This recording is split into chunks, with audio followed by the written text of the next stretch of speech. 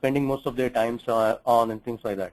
If you really look at the ecosystem in India, we've sort of evolved tremendously over the last 10, 15 years, right? When I started my career, that was 20 years back, about 95% or 99% of the folks working in India were working for services organizations. In the sense, we were developing a lot of software, we were developing hardware, but we were sort of doing it predominantly for a product organization worldwide, right? So from our perspective, the customer was somebody who was developing the product, not necessarily somebody who was buying the product, right?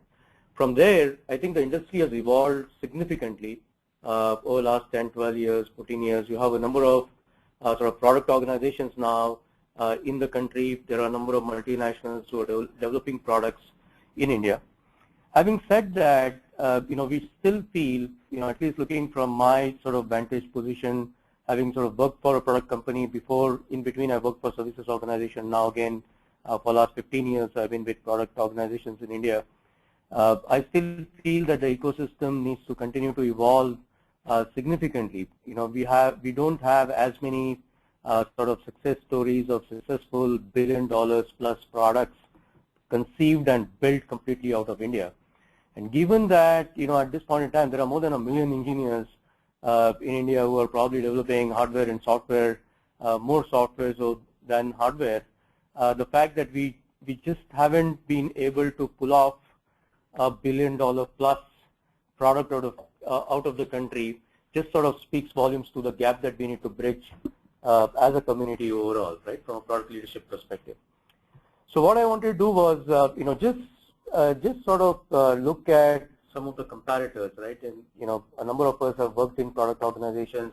I'm sure that some of you are working, as you saw from the poll, in services organizations. Many of you are working in product organizations today. What is it like? What is it like to work in either a engineering services organization or product organization? And what do these organizations really focus on, right? As I said earlier, if you are working in a services company, IT services company, most likely your customer is a product development organization or somebody who is deploying the technology that you are creating. Maybe you're working for a system integrator or a product development organization, right? What are some of the benefits that we see working in a sort of IT services company? First of all, you get tremendous amount of opportunities to work on multiple technologies, right? You have an option of moving from one technology to another in as short a duration as 6 months, but you could sort of do it at the time of your choosing, right? You can work for a few years in a particular technology or a particular customer base in a domain, and then sort of choose to work in a different domain. And I think that has its values, right? Secondly, obviously, from a career standpoint, you do get to work in different cultures. You have on-site opportunities as well as off-site opportunities, and therefore, it does give you a very good exposure of what does it look like working in different cultures across the world. Third, I think it gives you, because of the fact that you have opportunities to work on different technologies, it does give you, over a period of time, a very good breadth of knowledge, right? And finally, what we see is that a number of folks in the IT services organizations sort of move to management roles relatively earlier in their career, right? I mean, I think I've seen a number of folks being project leaders or team leaders at about 5, 7 years experience, right, in IT services organizations. Now compare that with a product development setup typically, and you will see that obviously, in a product organization, your customer is somebody who is going to deploy your product, is going to buy your product, right, and deploy your product. There is obviously a fine difference between who is buying and who is using the product, as Pinkesh alluded to earlier, but predominantly you're working for an organization which is building products or solutions that your customers are going to deploy. One of the requirements that we see to be successful in a product setup is that in your career you do need to build a significant amount of depth of understanding on the technology and the domain that you are working on. That almost becomes a prerequisite for you to succeed in a product organization or product setup, right? Mostly the work is off-site. Essentially you do travel, to different geographies. essentially when you have product development setups which are spread across the world, you have different teams working in different geographies, and a lot of integration activities get co-located in a particular location, and therefore you get opportunities to sort of travel to different geographies at that integration stage of a product development activity. But generally you will find that most of the activities are off-site compared to what you see as opportunities in a services organization. Because of the virtues of working in a particular product area for a longer time, you get opportunities to develop a significant amount of depth of knowledge in a particular technology or a product segment, right? You may be working in now in cloud computing or SDN or storage as a technology or networking or telecommunications if you're a product organization. And if you're going to be a successful product leader, you will obviously have to develop a significant amount of knowledge in that domain, both from a domain and technology perspective, but also on your product line specifically. There is another angle that you develop very well as a part of product organization, which is the overall process that you follow to build a successful product, right? And that's a significant amount of knowledge base that's required for you to be a successful product leader.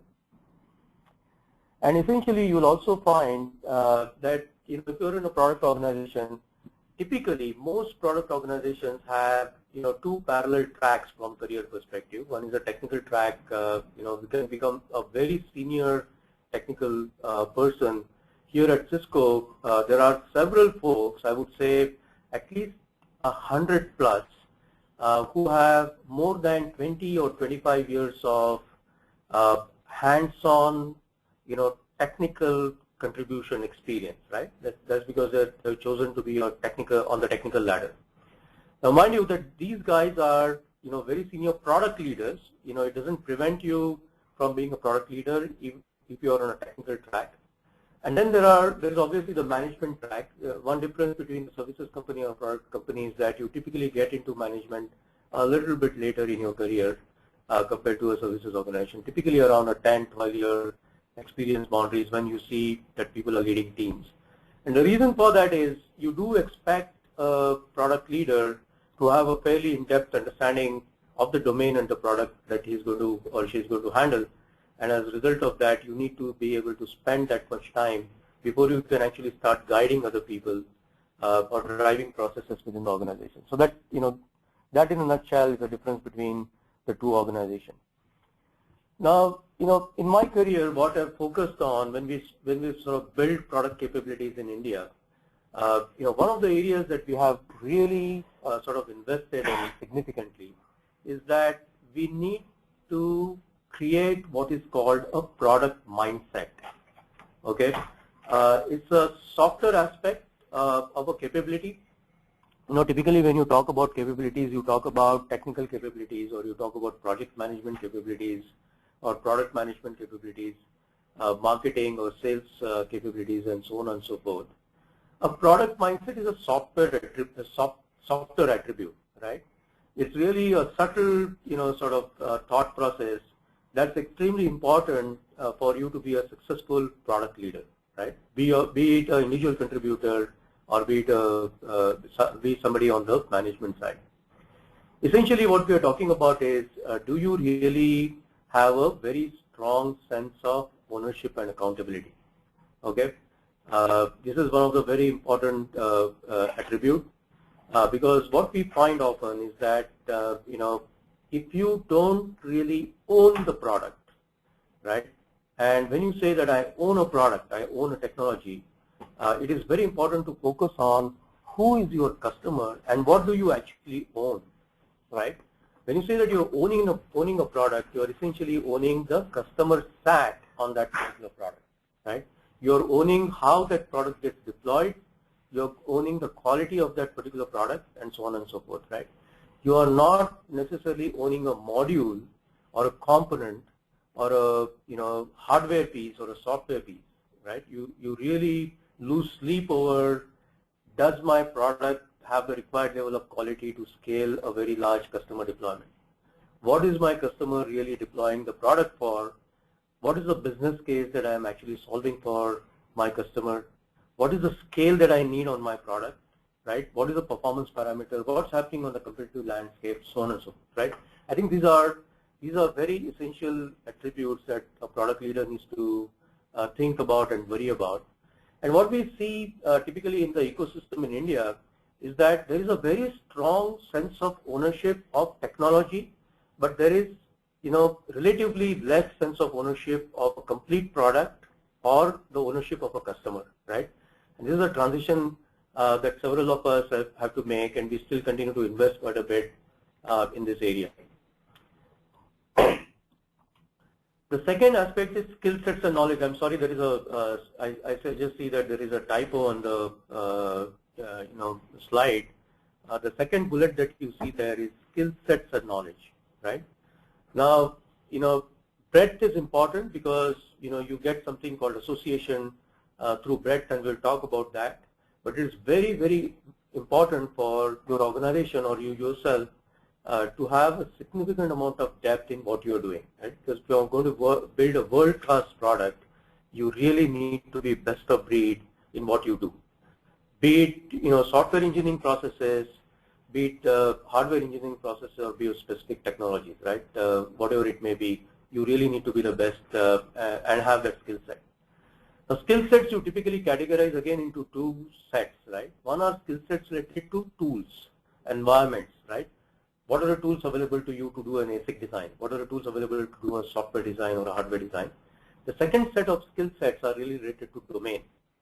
And again, there what we see is that there are fairly good skill sets available in the country today on the tools and techniques and processes to build software or to build hardware, right? If you're in the IT services business or even in the product business.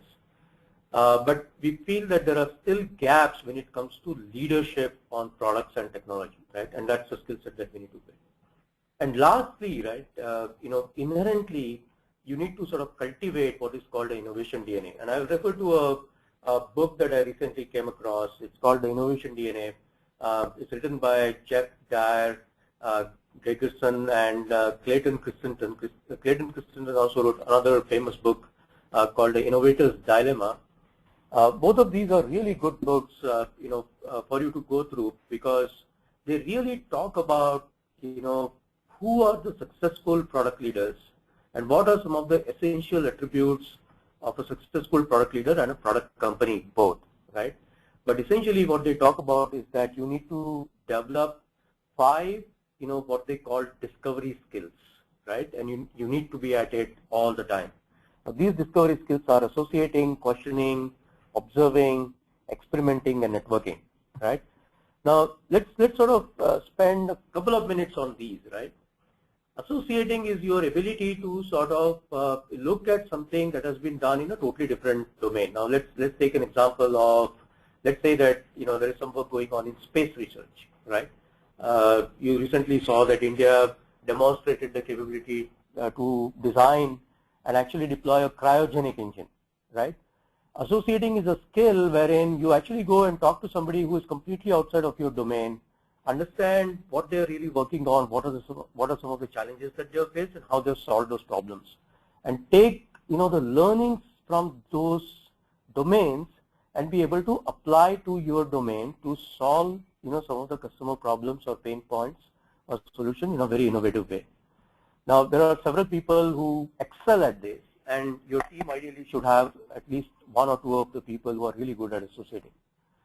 Questioning doesn't need a lot of explanation, but the questioning needs to be targeted to explore specific set of answers rather than superficial questioning or questioning related to status of an activity, right?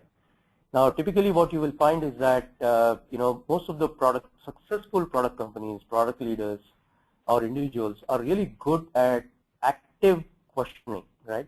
And what that essentially means is that they're asking questions to lead to very specific in-depth insights, right, into what is it that we are trying to solve and what's the best mechanism forward, right?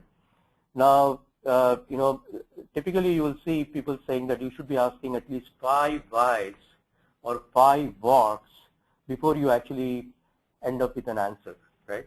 And there are several examples you will find in this book, from top about top leaders in the companies as to how they have used this skill set very, very effectively. Observing, right? There is another, very, very successful company based out of the US called IDEO, right?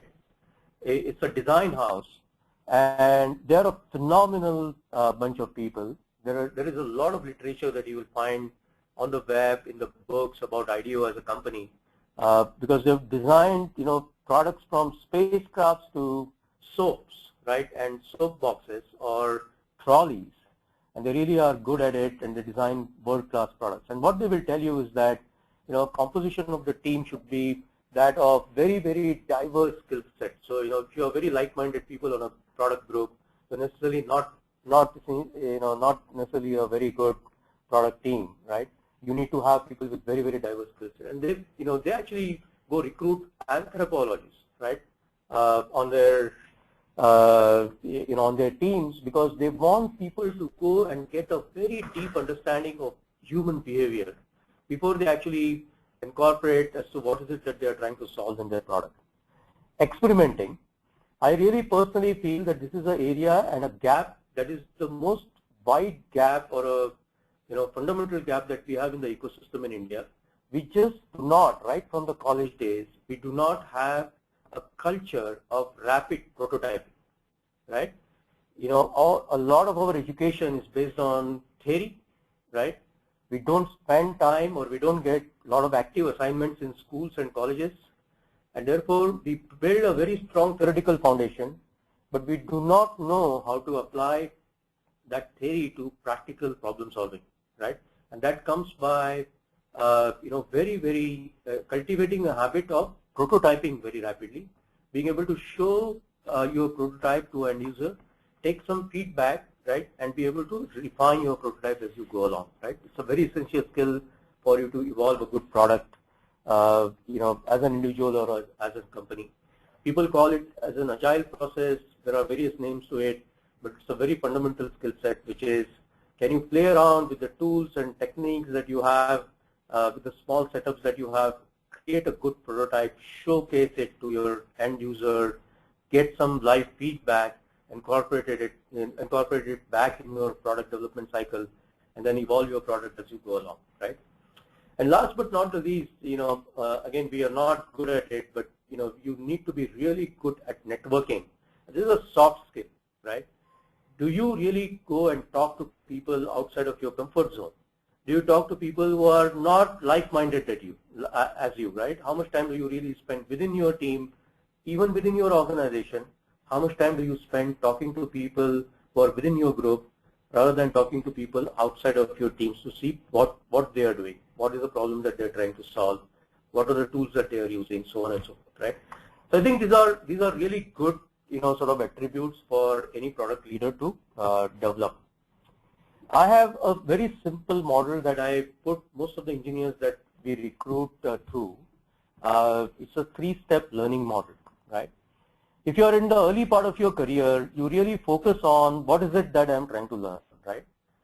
What is this product? What are its attributes? How does it function? So on and so forth, right?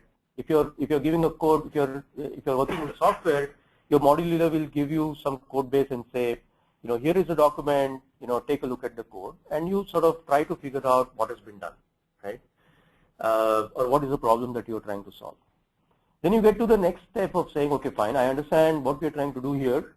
Now let me really get into the details of this code and understand how does this code really work, right? So spend a considerable amount of time really understanding the functioning of the system, understanding the functioning of hardware, understanding the functioning of maybe an electrical motor, or whatever product that we may be working on.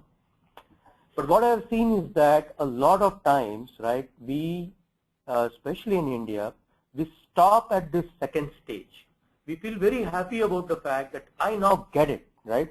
I have gone through this, ton of code that is in front of me. I understand inside out of how it has been implemented. And we feel very happy about it. We get rewarded for it. We get promoted for it, right? The problem is, that does not make you a product thinker, because you haven't really elevated yourself to the next step of saying, okay, I understand what is it that we are trying to solve. I also went through the code or the design, or the functionality of the system, and I know how it has been done.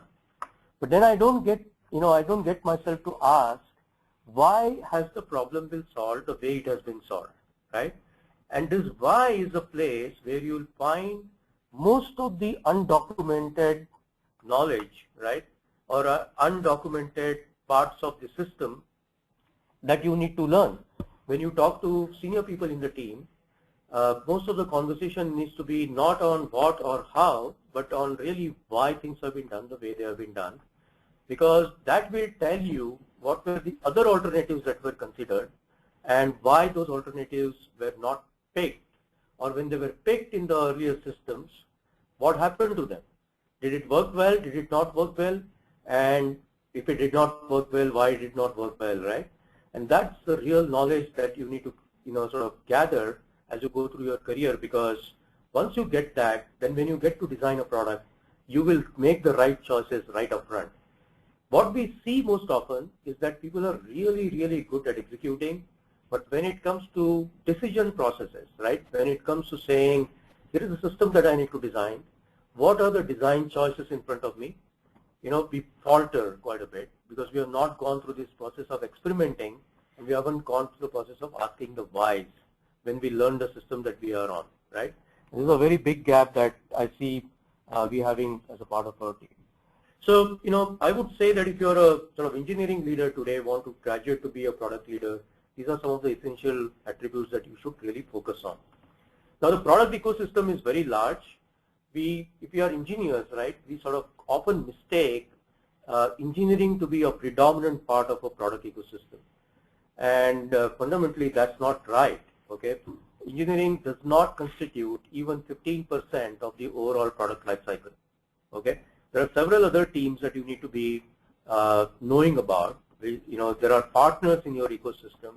There is a complete supply chain. There is a manufacturing setup. There is a customer and the customer environment.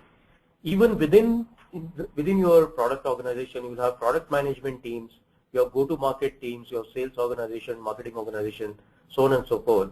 And your deeper understanding of how each of these stakeholders work, what's important to them, why do they do things the way they do, right? What questions do you need to ask of them when you embark on a product development effort is a very, very sort of important base of knowledge that you need to generate as you work through your careers.